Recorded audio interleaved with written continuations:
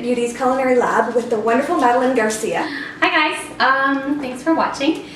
Basically, my philosophy is that I believe that your meal should be nutritious and delicious, and I feel that you don't need to sacrifice the taste to really feed your body delicious, nutritious food that's going to also bring you to your fitness goals.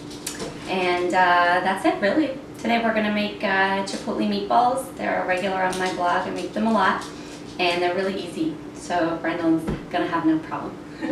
So tell us what do we have here?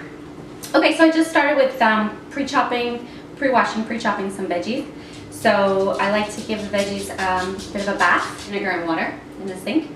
Okay, for how long? Just like a minute, 30 seconds, you just wash them. You can soak them longer, but you don't really need to.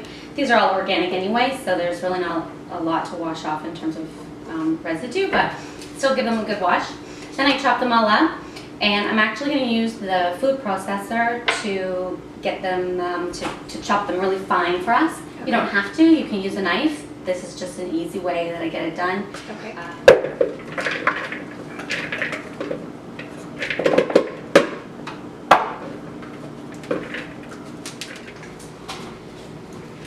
Alright, so we've got our veggies here, pretty chunky. If you do them too fine, they end up in more of a puree, so your meatballs are too wet. So you want them sort of, I don't know, half a centimeter each. Chunky. Okay, so we're going to basically add our spices. The spices are, again, it's up to you how spicy you want it. You can use a variety of different combinations. I have a couple different versions on my site. There's one that's Mediterranean meatballs, and these are the Chipotle ones. I have the spices here. Before I do this, I'm going to turn on the oven so it's ready for us when we want to cook the meatballs. So I'm going to bake these at 350. So I'll heat the oven. Okay, so basically I've got a bunch of different spices here. This is a salt. It's an organic herb salt. So if you were somebody who was using only organic spices, this is a good option. It's a spicy version. Not Chipotle, but you can get Chipotle chilies, so you can use that. This is sea salt, so we're going to do half a teaspoon of sea salt.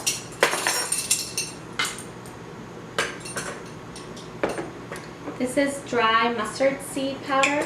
You can also use regular prepared mustard, so whatever, if you don't have this in the fridge, you can use yellow mustard. Okay, we've got thyme. Again, you can use whatever spices you feel like. This one works really well with the chicken and the turkey flavoring. This is cumin, so we do a teaspoon of cumin. Alright, so then basically we just mix the spices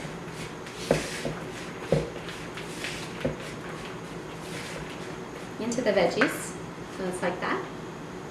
And then we're going to add the meat.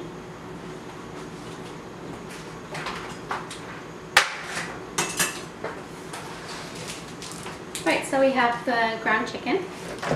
Just going to add it in. I've got a parchment lined baking sheet here. You can use tin foil, but I find that it sticks a bit, so the parchment paper tends to be better. The meatballs don't stick to it. Also, you can not line it at all, but then you have more to clean up later. The other thing is that you can make them in muffin tins or silicone mold if you'd rather them more like mini meatloaves instead of meatballs. But again, they're a little harder to clean. This is really easy, so you're just going to basically mix the chicken in, well, the veggies into the chicken. And you probably can't see very well, but we're using our hands. If this were to gross you out, you can wear gloves. So just get a box of silicone gloves and keep them. I think Brandon has gloves that match this apron, so you can totally use those gloves. Just make sure you wash them really well. They're the ones that are disposable. So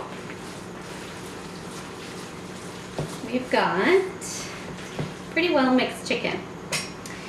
So then you just scoop it up. And I try to get about, this is a pound of chicken, so like one package of chicken, and I usually aim for 12 meatballs, about this size. Otherwise, you could do 6 big ones, but I sort of like them a little smaller. And that's it, I just make meatballs. Again, you could, if you didn't want to touch the meat, you could not use your hands. You could use a spoon, something like that, but if you're going to cook, get over it. So you can see that they're pretty wet. You don't need any filler. A lot of people think you need filler for meatballs, like oats or breadcrumbs, something. You really don't. The vegetables, you really don't need it. That depends on how many veggies you have. If you find that it's a bit dry, because it depends on the meat you use, you can use a little bit egg white just to get them to stick. But you can see they're sticking really well. If you were OCD about this, you could weigh them if you wanted them to be a certain weight. But in this case, we know, because we're using the whole recipe, we know if we really wanted to work out the calories, you could calculate the whole recipe and then just divide it by the amount of meatballs that we've got. All right, so I have a little bit left here, and my last 3 are bigger than the others. So I'm actually just going to go back to sort of the first 2 and add a little bit to them. Not so hard. And we're going to wash our hands really well with soap. And then we're going to throw these sit in the oven. And they take about 25 minutes or so. You don't want to overcook them, they get dry, but they start to brown a little bit. So just keep an eye on them, about 25 minutes. It's easy? Yes. So we have the finished product. Okay, so they're done, about 25 minutes in the oven. You can see they're brown. Really good with some brown rice and Dijon mustard. Excellent. Let's give them a try. All right. So now, with respect to the nutritional content, and we didn't talk much about that, but that's really something that you focus on your blog posts. So what would something like this entail?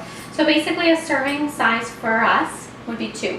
Okay. A guy might like 3 or 4 depending on how big he is. Okay. But 2 of these meatballs with half a cup of rice would be a perfect meal. Excellent. Yeah. Great.